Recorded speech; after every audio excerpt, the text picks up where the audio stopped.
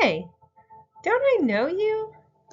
Bias and performance-based assessments. When faculty know their students outside of the school environment, how do we assess without bias? Presented by Angela Fuller. I'd like to welcome you today.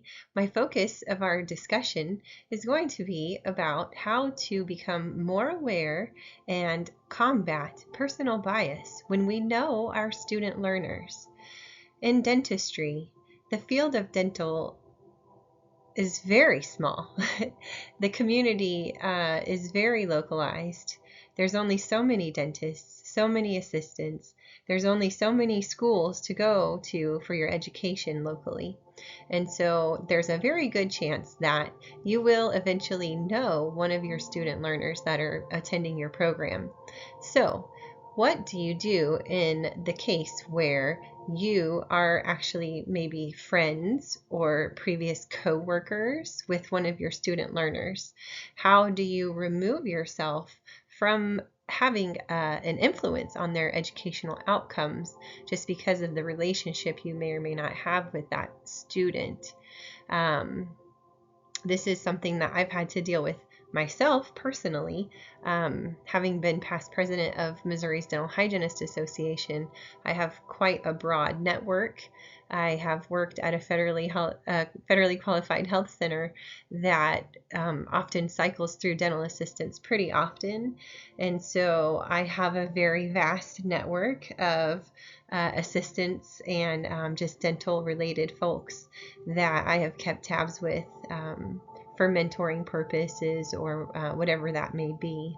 And actually, the year that I did teach, I did have a student in my class that shadowed me directly when I was working clinical hygiene. She came and observed me for 3 days in a row, and I cleaned her mom's teeth and her grandma's teeth. And so when I found out that she was going to be one of my students, I was very excited, but I was also kind of personally nervous at how that would be interpreted as far as favoritism or her having special treatment because she did know me personally.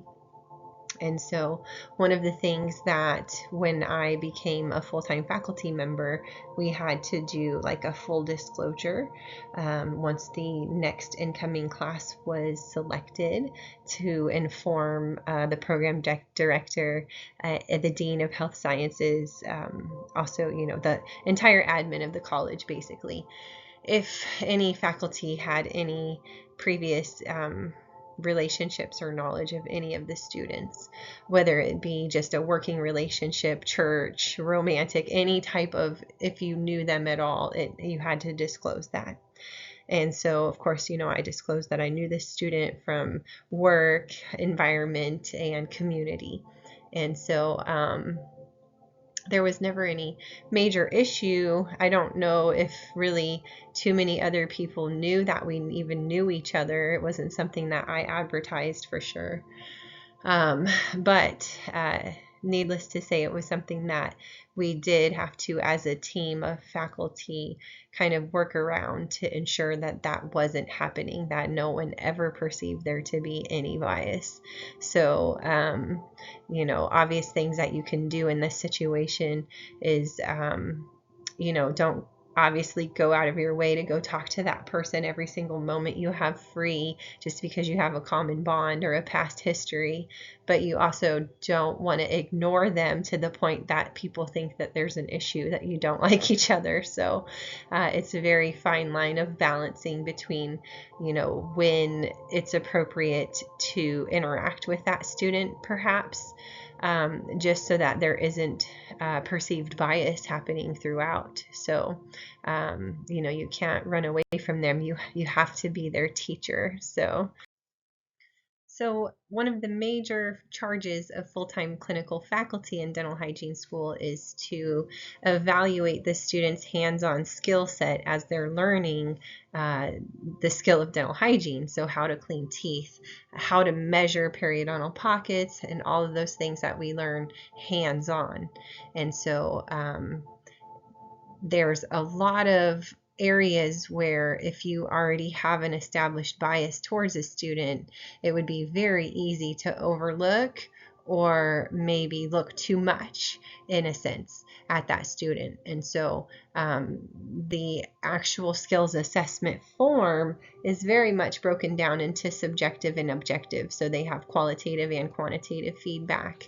There's opportunity for each instrument to be dissected into hold, grasp, fulcrum, correct working end, adaptation, rotation. All of those things are able to be quantified with a Likert scale value, and then feedback can be given right there in the skills assessment while we're giving the values. And so as soon as we're done grading the assessment, the student, it's uploaded automatically and the student has access to that.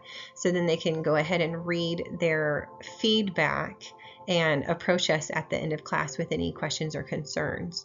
They'll also know right away if they're going to need any remediation and how that would proceed. And so there is as much bias removed from the actual grading process other than personal quantities given for those values. So maybe for example, a faculty member that maybe has more seniority might grade harder than a faculty who has less seniority that's new, because that new faculty member wants all the students to like them, and so they're going to grade the students a lot lighter, just to have a better relationship or sense of relationship. So in that same kind of dynamic, in that same sense, with this example that I'm honing in on, when you may or may not already know your student and you're sitting down to assess their skills, and maybe you've already worked chairside with them, so you're like, they know this, and maybe not really pay attention as in detail as you would with someone who has no experience, who has never held a mirror or a probe or an explorer or a scaler. And that implicit bias, how do you remove that? And so whether you remove yourself from those critical skills assessments so that there is no variable as far as bias influencing their outcomes, or team working with your faculty to make sure that they maybe read over your assessment before you submit it to make sure that it does sound clear and fair and non-biased.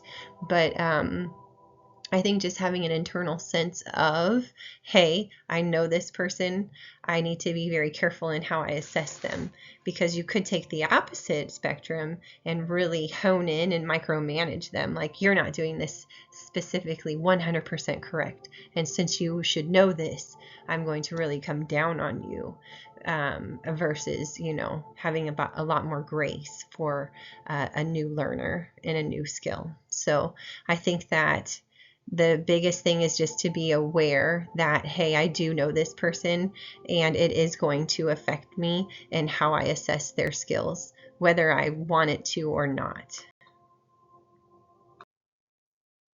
So having any previous dental experience really gives that learner a competitive edge, whether they realize it or not.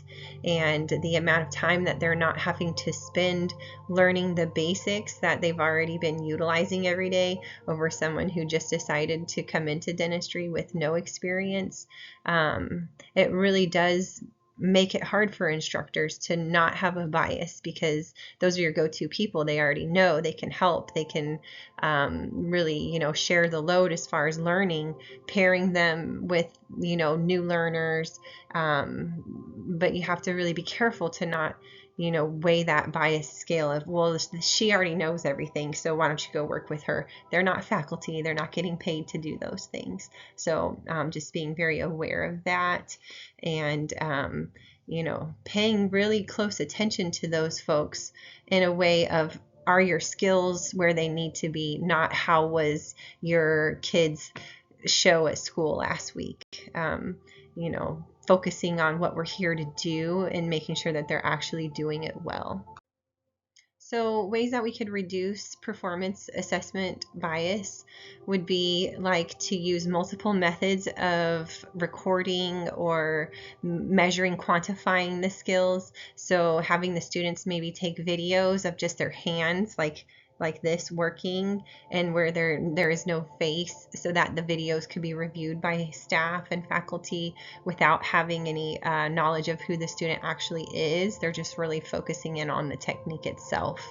That's something that we had started to use a lot more often to really help the learners with reviewing that, but also to take a lot of bias out of the students and being evaluated. Um, Also giving the students a chance to do more of a written reflection of the observations that they and the actual experience that they had. It really helps the students who have no background or experience to showcase, hey, this is what I learned. This is how I can verbalize it, because maybe I'm not super great at, putting it out there in like a case presentation scenario, but I can definitely give some great talking points about how I'm learning and what I'm learning and how I'm implementing it. So the biggest takeaway would be to assess for effort and progress and application of skill, not solely just the final product, which is very important because you can't graduate people who don't know what they're doing, but being, sensitive and graceful to the point that, hey, I know that some of my class already knows how to do this and some of mine don't. So how do we take that and even it out to a better playing field? We focus on the application of the skills and the progress, not just, hey, can they do it? So I found a few cool little tables that really helped me, at least, to differentiate whether this was like an explicit or an implicit bias. Was this something that I could do something about versus something that is a little bit more subconscious? And then a few strategies to help address implicit bias. A lot of that is just more about education and drawing it to light, becoming aware. So the first step to admitting, or the first step to whatever the AA thing is, the first step to fixing a problem is admitting you have the problem. So once you can become a lot more aware of the actual biases you may be carrying towards students, whether you know them or have heard of them or good or bad reputations. This was an implicit association test that I found that Harvard actually has a few that you can go through, and it really helps to group things that you see and how you think about things to kind of show where you may have some bias you didn't realize you had. So I thought that would be a really useful thing as like a staff faculty building tool to go through and do several types of these, so that we can as a team know, hey, I tend to grade these ones harder, or these types of students maybe I don't do as well with, or I tend to really give too much to this type of student. So that's my presentation. I hope you enjoyed it. And if you ever have any questions about anything dental related, please let me know. Thanks so much.